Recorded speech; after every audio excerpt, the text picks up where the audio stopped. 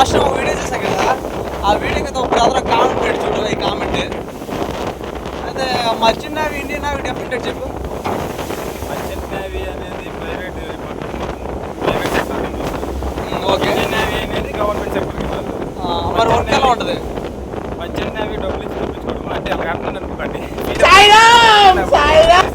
Job మీరు ఎన్సర్ చేసుకోండి. డబ్బులు ఇచ్చి మరి దగ్గరికి జాబ్ అంటే నాకు తెలియదు. నాకు తెలిసినంత వరకు అందరూ నమ్మలేదు. నేవీ అన్నాడు కదా, ఇండియన్ నేవీ అయినా మర్చెంట్ నేవీ అయినా షిప్ అంటే ఒక మెషినరీ అనమాట. ఇంజిన్ రూమ్ అయితే మెషినరీస్ ఉంటాయి. తెలిసిందే మెషినరీస్ అంటేనే ఫుల్ గ్రీజ్ ఉంటుంది. నెక్స్ట్ డాక్ సైడ్ అంటారా, డాక్ సైడ్ అయితే రోప్స్ ఉంటాయి, ఫుల్ రోప్స్ చూడండి. ఇవన్నీ రోప్స్ చూడండి, ఇప్పుడు రోప్స్ అట్లుంటది మనతోని.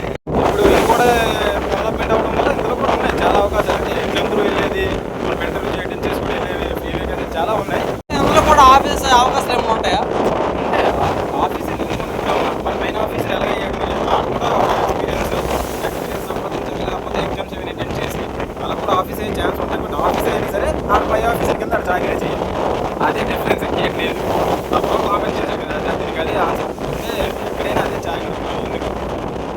ఇండియన్ నేవీలో ఎలా ఉంటుంది, మర్చెంట్ నేవీలో కూడా సేమ్ అలానే ఉంటుంది. Indian నేవీకి identity